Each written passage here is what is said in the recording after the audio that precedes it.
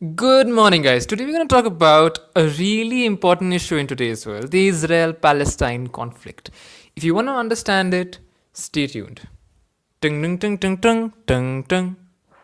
That is my lack of intro music. Okay, so one of the biggest myths we have about the Israel Palestine conflict is that it's not a show, is that the war has been going on for centuries, followed by religious motives and hatred.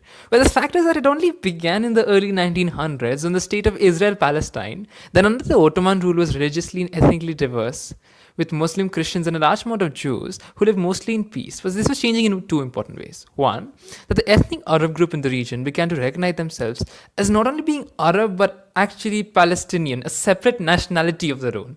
Meanwhile, in Eastern Europe, Jews began a movement called Zionism, a movement that believed that the only way of safety after years of mistreatment and anti Semitism was a Jewish state, and saw their historical homeland in the Middle East a site to establish it. So, the beginning of the 20th century saw an exodus of hundreds and thousands of Jews to the Ottoman Empire. The area of the modern day Israel Palestine was annexed by modern day Britain. On aid and advice from the United Nations, Britain decided to divide the land into two regions because, of course, they're the colonial power. They love dividing the world into two regions. One for the Jews, Israel, and second was for the Arabs, the Palestine. So the Jews in the region accepted this and declared independence to form the state of Israel.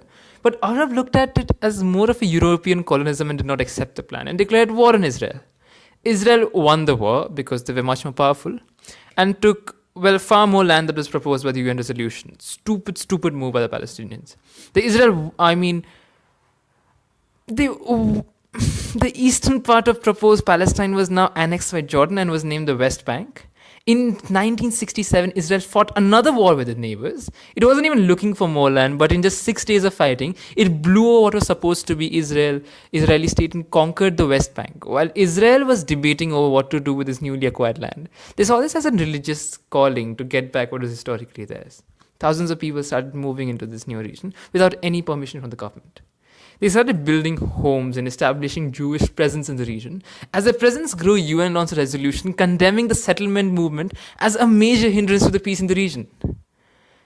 As time passed, the government grew more and more supportive of this movement and started allocating funds to the West Bank. And this is how the interwoven mess of a map that the West Bank, Israel, Palestine is comes to picture. Have you seen that map?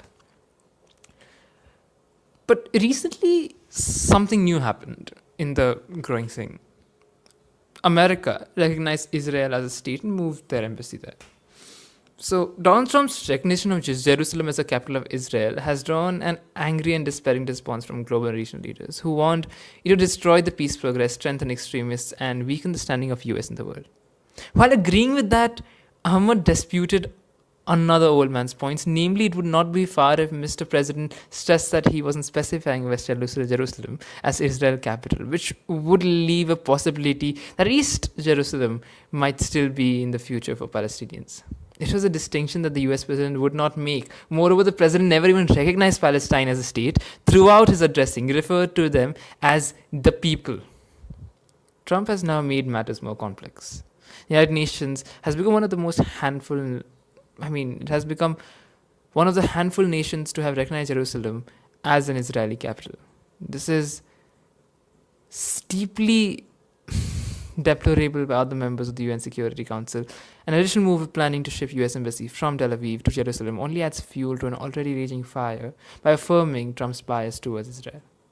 Well, only time will tell how this grows, but the reality is that it's pretty sad what's going on in Israel right now, with the conflict, with the people dying. And this has to come to a stop. And until and unless Western governments realize that their actions affect a certain group of people so badly that they lose their lives, we'll continue to have these problems. And that is what we, as the world, should condemn. And therefore, we believe the only way to end the Israel-Palestine conflict is that we come together and come to a solution instead of just fighting and having proxy wars. Thank you so much.